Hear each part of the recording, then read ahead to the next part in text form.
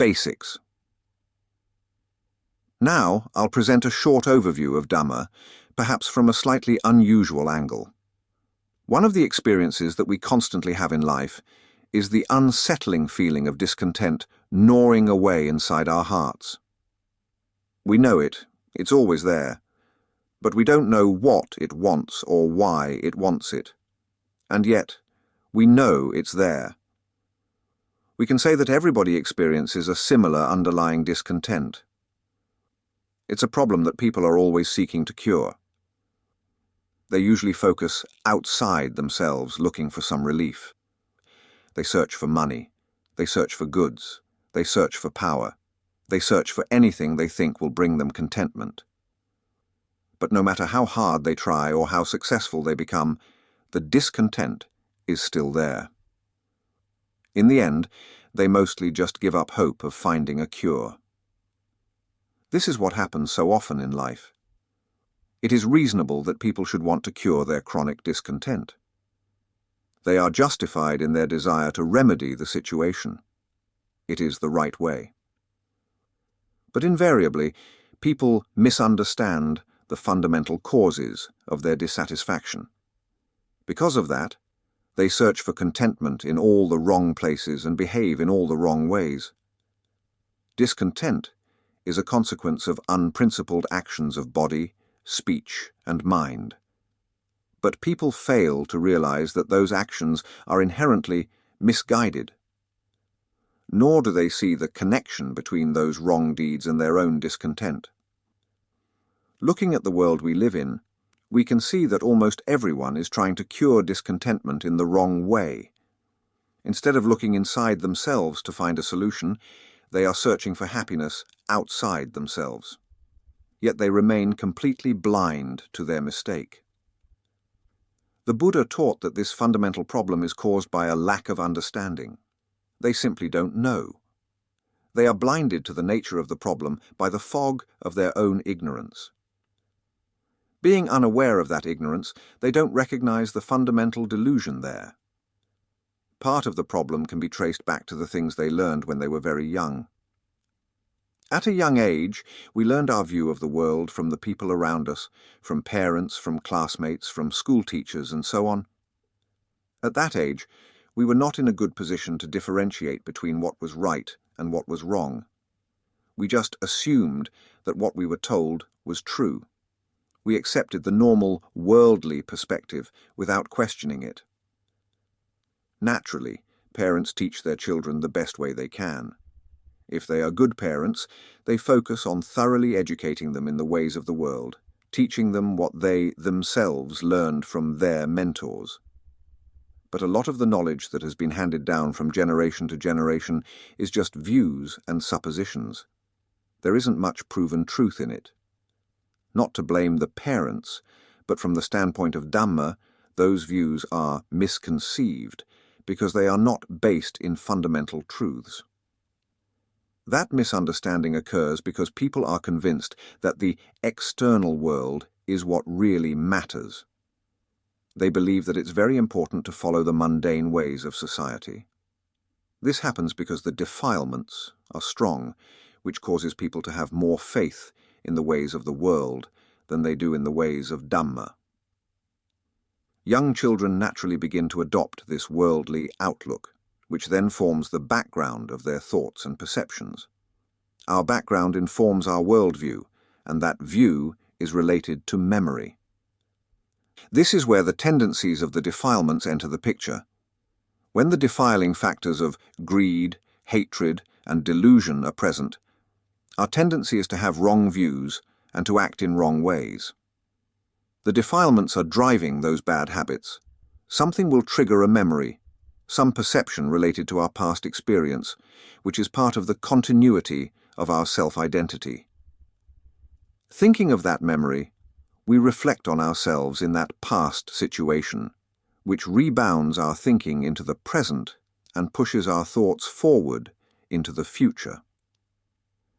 In that way, our thoughts are always revolving around the notion of self and its relation to time, which means that we think of ourselves in relationship to memories.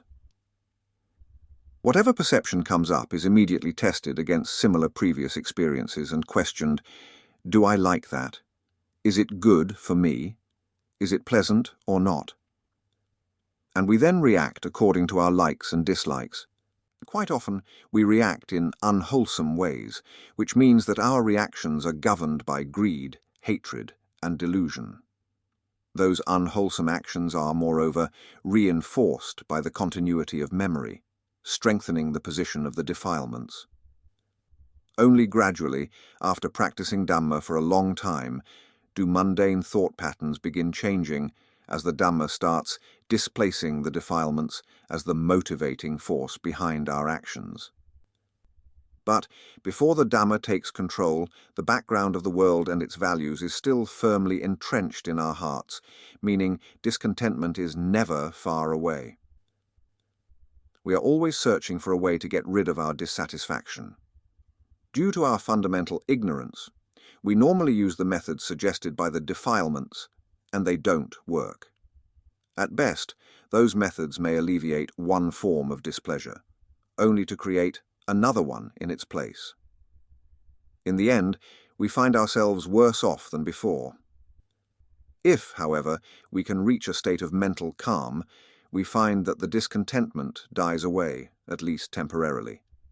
We have not rid ourselves of the defilements, but they are put to rest for a while because a calm mind enjoys a happy state of contentment. As long as the mind rests in samadhi, the defilements remain quiet. That calm state can be taken to an even deeper level, where the mind enters into a state of oneness. Knowing is present, but there are no objects to know. That state is one of great contentment. This contrast between the effects of suffering and those of happiness shows up in the first two verses of the Dhammapada, which begin by stating that mind is the forerunner of all conditions.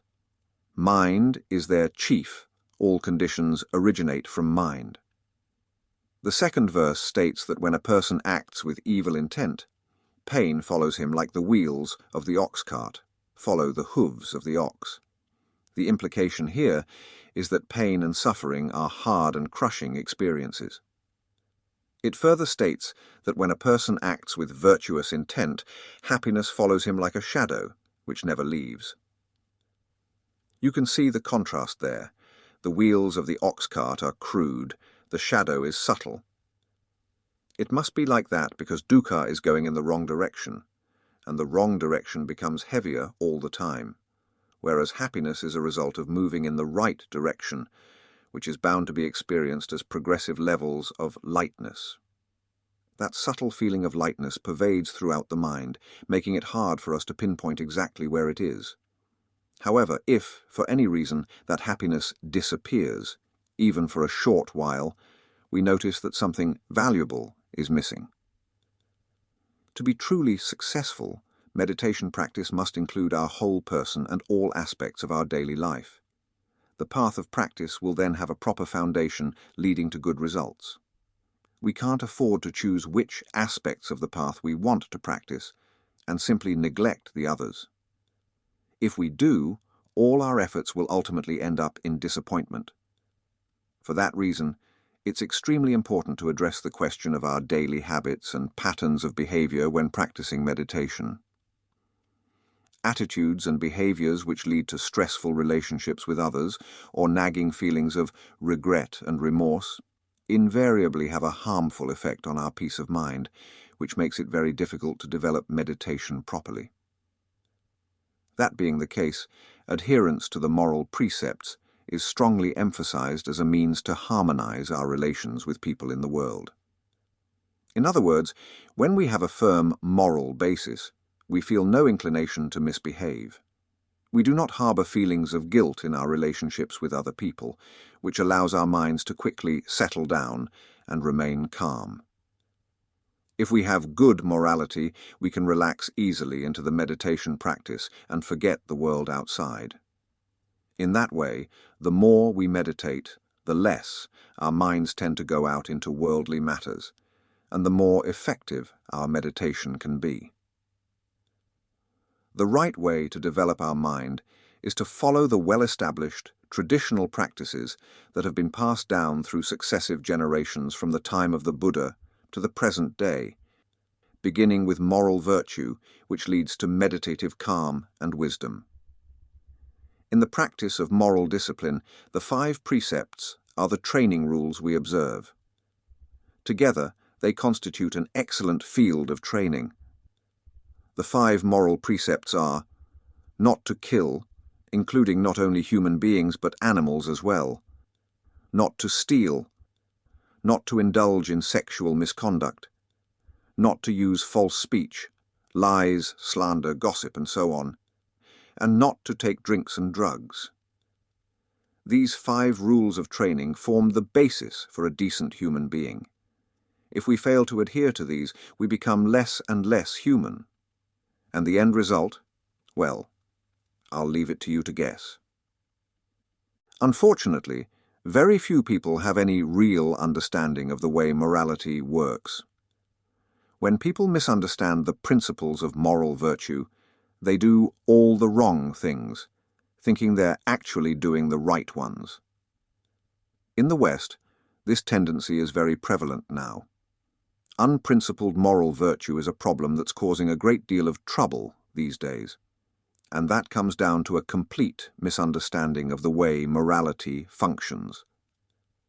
People may say, why should we be moral anyway? Many of them do not believe in any kind of higher moral authority. They think that no repercussions will follow from their actions. Therefore, if they choose to commit immoral actions, they will get away with them. They fail to understand that they change themselves every time they do an immoral act. They alter their characters in a manner that inevitably steers them into a situation where they will inevitably receive the consequences of those actions.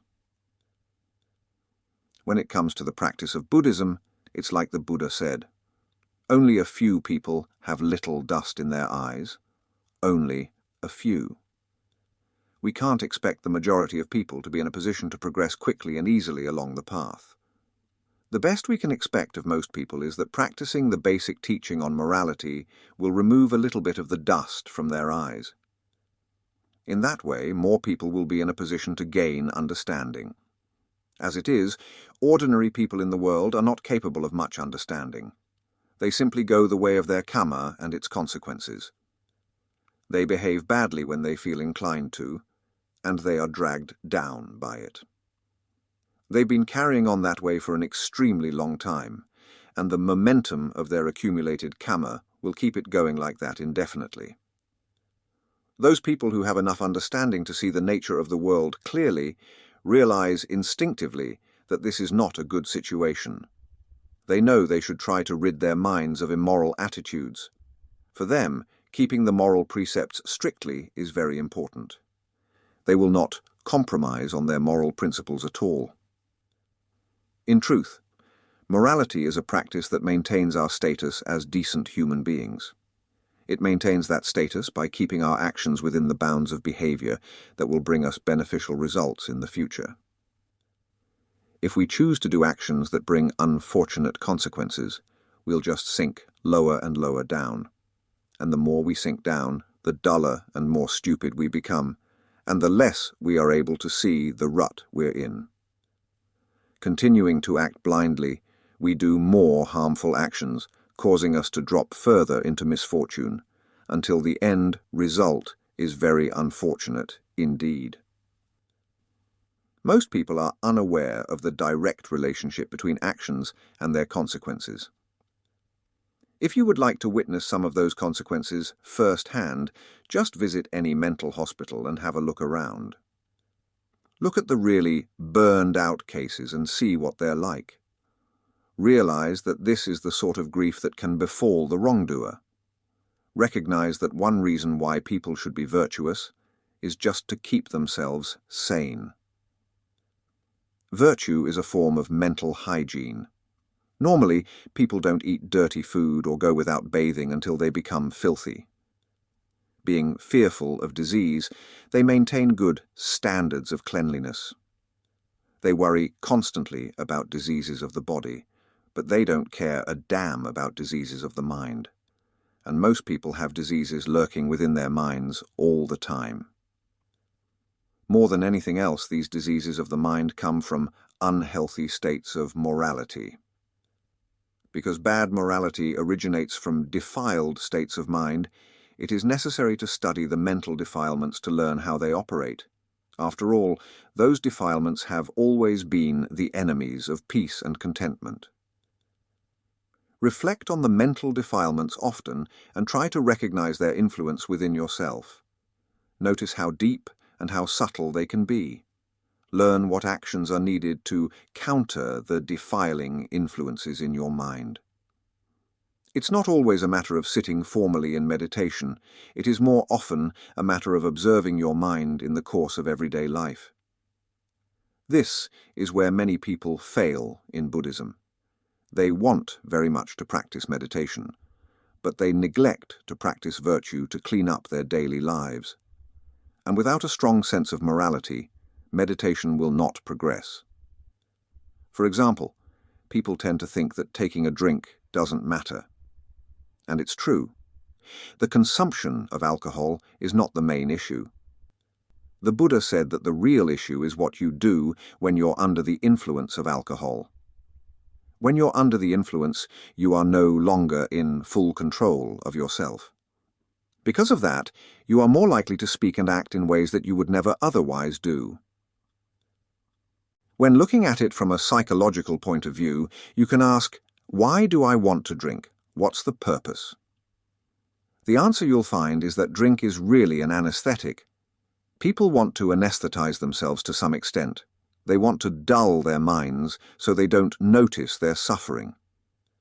Inebriation is not, of course, the correct way to alleviate suffering. Substances like alcohol do not take the mind to a higher level, but rather drag it to a lower level. They actually distort the mind's perceptions and thus create conditions that are hindrances to progress on the path of Buddhist practice. When treading the path, meditators need to always be sharp-minded and clear-headed, so they can penetrate directly to the truth of the Buddha's teachings. Dulling the mind has the opposite effect. Usually, people who take drugs are trying to find a shortcut. They're trying to enter an elevated mental state through the back door. What they don't realize is that the attainment of a meditative state can only be correct if there's hard work behind it. You must go about achieving that elevated state in the right way. Even if you gain a heightened state of awareness by cutting corners, you'll lose it just as quickly. It's not a mental state that you have developed until it is truly a part of your nature. When you penetrate the mind's domain in the traditional way, by means of meditation practice, then you experience something truly genuine. The nature of moral behavior is rather interesting. Morality in general is relative, but it's not relative in the way they thought of it in America in the 1960s. It's not relative to the individual. It's relative to the human being as a human being. It is the set of conditions that relates directly to the human status, which means it comprises the virtues of human existence. So, to break the moral precepts is to go against one's own human nature. An animal, like a tiger, has a different set of precepts. It has its own kind of ethics, the precepts of its animal nature. Its nature is that of a wild beast. If it acts within those bounds, it remains true to its nature. It's that way with most animals. The nature of a tiger, or the nature of a human being, or the nature of a dog, these abide by different natural principles. The human being is a very high form of nature, so we should try to honor our status by, at least, keeping the 5 precepts. It is important to understand, however, that morality does not encompass only the 5 precepts. It also includes right behavior and good manners in general. It means being careful in how you express yourself in speech and action by doing things in a seemly and proper way. All of this comes under the heading of moral virtue. The pillars of moral virtue are, of course, the 5 precepts. These 5 are the most important ones to get right. But there is a lot more than that to the practice of morality. You can see the general aspects of morality in people's behavior. Some people behave in a very coarse way, and it shows. When a person behaves coarsely, we refer to them as a crude person. On the other hand, someone who behaves in a refined way, we call a cultured person. Because their behavior initiates from their minds, these 2 types of people will tend to think and act quite differently. When the intentions flowing out from the mind are good, then the resulting actions will also be good. Those actions produce the type of karma that will always redound to our benefit. So, we should pay attention to our casual behavior as well as the specific actions covered by the 5 precepts. Actions of body, speech and mind are forms of karma. Karma literally means action. But more specifically, it is volitional action initiated from deep within the human heart. That volition may initiate purely mental acts, such as thoughts, or it may express its intentions outwardly through bodily and verbal actions. The resulting karma creates a potential to bring forth results that correspond to the nature of those actions.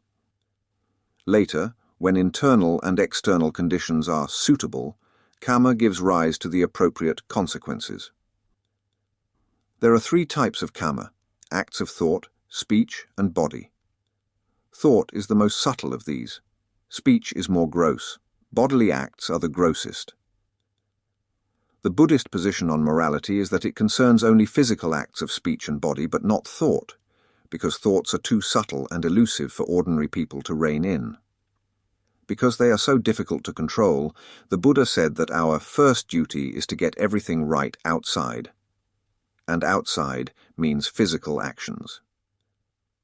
Even though your mind is turbulent inside, get it right outside first, so that you don't upset the world around you. When you upset the world reacts negatively. Then your situation is not peaceful, so you can't focus properly on any of the other moral practices.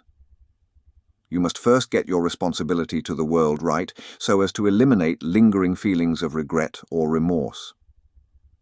Being at peace with the world, you are free to forget worldly concerns and focus inside.